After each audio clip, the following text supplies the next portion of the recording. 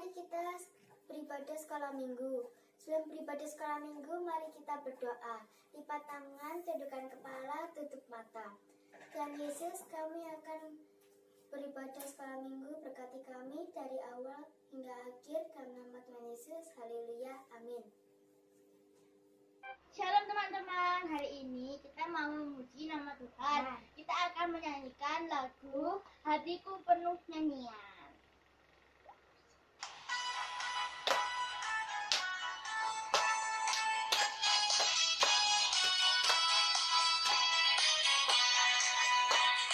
Hatiku penuh nyanyian, hatiku penuh nyanyian, hatiku bernyanyi untuk Raja segala raja. Hatiku penuh nyanyian, hatiku penuh nyanyian, hatiku bernyanyi untuk Raja segala raja. Sembahlah dan pujilah Dia, sembahlah dan pujilah Dia, sembahlah dan pujilah Dia, Raja segala raja, segala raja, raja, segala Tuhan, Tuhan, namanya Yesus, Yesus, Yesus, Yesus, oh segala raja.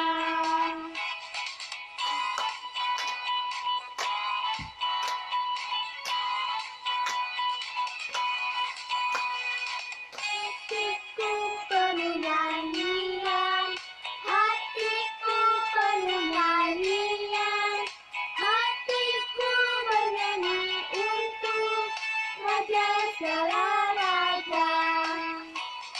Hatiku penuh nyanyian, hatiku penuh nyanyian, hatiku bernyanyi untuk Raja segala raja. Sembahlah dan pujilah Dia, sembahlah dan pujilah Dia, sembahlah dan pujilah Dia, Raja segala raja, segala raja, raja, segala Tuhan, Tuhan, namanya Yesus, Yesus, Yesus, Yesus, oh segala raja, raja, segala Tuhan, Tuhan, namanya Yesus, Yesus, Yesus, Yesus, oh segala raja, Yesus, Yesus, Yesus, Yesus, oh segala raja.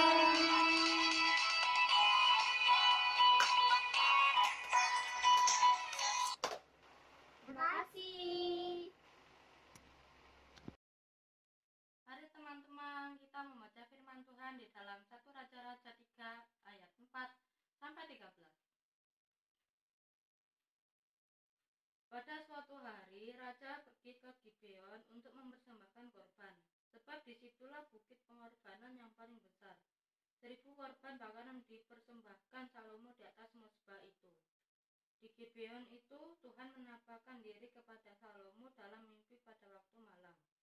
Berfirmanlah Allah, mintalah apa yang hendak kuberikan kepadamu. Lalu Salomo berkata, Engkaulah yang telah menunjukkan kasih setiamu yang besar kepada hambamu Daud ayahku. Sebab ia hidup di hadapanmu dengan setia, benar, dan jujur terhadap engkau. Dan engkau telah menjamin kepadanya kasih setia yang besar itu dengan memberikan kepadanya seorang anak yang duduk di tahtanya seperti pada hari ini. Maka sekarang ya Tuhan Allahku, Engkaulah yang mengangkat hambamu ini menjadi raja menggantikan Daud ayahku, sekalipun aku masih sangat muda dan belum berpengalaman. Demikianlah hambamu ini berada di tengah-tengah umatmu yang kau pilih, suatu umat yang besar, yang tidak terhitung dan tidak terkira banyaknya. Maka berikanlah kepada hamba-Mu ini hati yang paham menimbangkan perkara untuk menghakimi umat-Mu dengan dapat membedakan antara yang baik dan yang jahat. Sebab siapakah yang sanggup menghakimi umat-Mu yang sangat besar ini? Lalu adalah baik di mata Tuhan bahwa Salomo meminta hal yang demikian. Jadi berfirmanlah Allah kepadanya, oleh karena engkau telah meminta hal yang demikian dan tidak meminta umur panjang atau kekayaan atau nyawa musuhmu, melainkan pengertian untuk memutuskan hukum, maka sesungguhnya aku melakukan sesuai dengan permintaanmu itu. Sesungguhnya aku memberikan kepadamu hati yang penuh hikmat dan pengertian, sehingga sebelum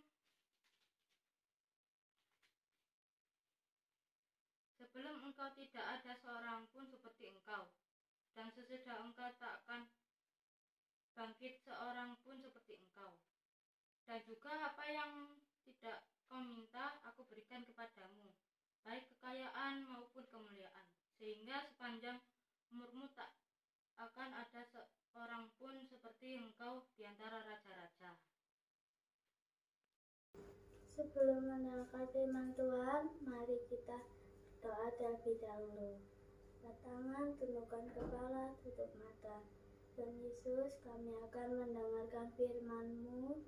Berkati kami, buka telinga kami agar bisa mendengar firman-Mu dengan sungguh-sungguh. Dalam nama Tuhan Yesus, haleluya, amin.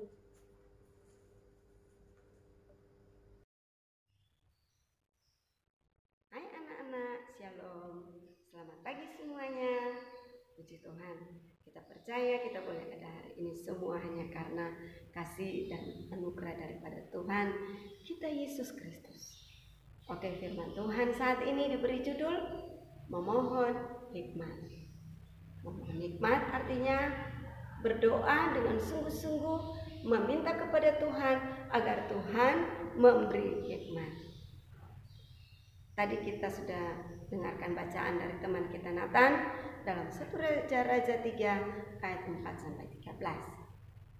Nah, dalam ayat 13 dikatakan, maka berikanlah kepada hamba-Mu ini hati yang paham menimbang perkara untuk menghakimi umat-Mu dengan dapat membedakan antara yang baik dan yang jahat. Sebab siapakah yang sanggup menghakimi umat-Mu yang sangat besar ini? Nah, Salomo adalah seorang raja. Ketika Tuhan bilang, apa yang kamu inginkan? Raja Salomo tidak meminta kekayaan, rumah mewah, mobil, atau pesawat. Tetapi dia meminta hati yang dapat membedakan yang baik dan yang jahat. Itulah hikmatnya. Bijaksana dalam berpikir dan dalam mengambil keputusan. Memang menjadi seorang raja atau pemimpin negara atau pemimpin perusahaan, sekolah, bahkan hakim dalam persidangan harus orang yang berhikmat. Kalau tidak, maka akan kacau semuanya, tidak terarah. Nah, ada satu cerita ya, si Didik dan bapaknya lagi nonton ya, kriminal TV. Dan Didik bertanya kepada bapaknya, "Pak, bagaimana sih cara seorang hakim mengambil keputusan yang baik dan adil?" Bapaknya menjawab, "Yang pasti hakim tersebut harus memiliki hikmat untuk mempertimbangkan berbagai hal sebelum mengambil keputusan." "Terus bagaimana caranya agar dapat memiliki hikmat, Pak?" katanya sedikit lagi. Bapaknya ngomong, satu-satunya cara adalah dengan dia berdoa meminta hikmat kepada Tuhan. "Oh begitu ya," katanya si Didik sambil dia mengangguk-anggukkan kepala dan mengerti apa yang dikatakan. Nah, kita kembali ke firman Tuhan tadi. Raja Salomo yang masih muda, belum berpengalaman. Ketika Tuhan bertanya apa yang ia inginkan, Salomo hanya meminta hikmat untuk dia bisa memimpin rakyatnya. Dan Tuhan sangat senang. Tuhan berkenan akan permintaan Salomo. Dan Tuhan beri dia hikmat dan pengertian. Dan akhirnya Raja Salomo menjadi raja yang sangat berhikmat, menjadi terkenal, bahkan diberi kekayaan oleh Tuhan dan disegani oleh raja-raja lainnya dan rakyatnya.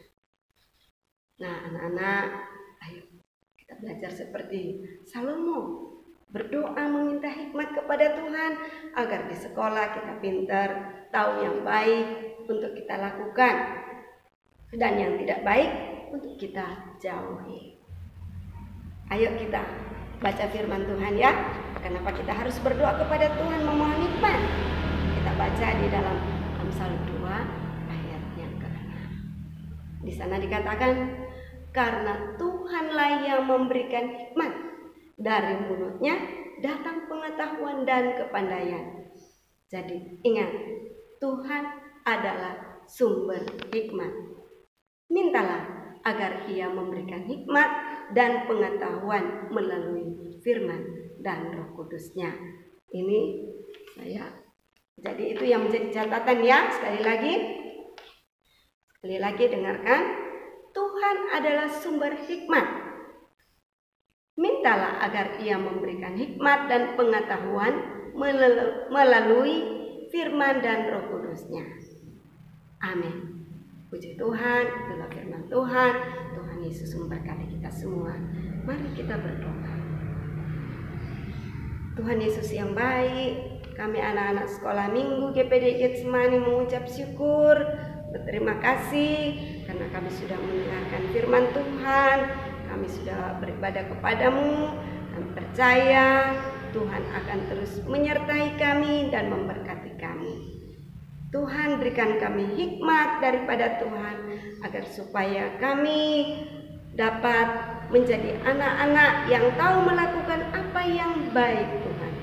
Terima kasih Tuhan Yesus. Kami akan akhiri ibadah kami hanya di dalam nama Tuhan Yesus Kristus. Haleluya.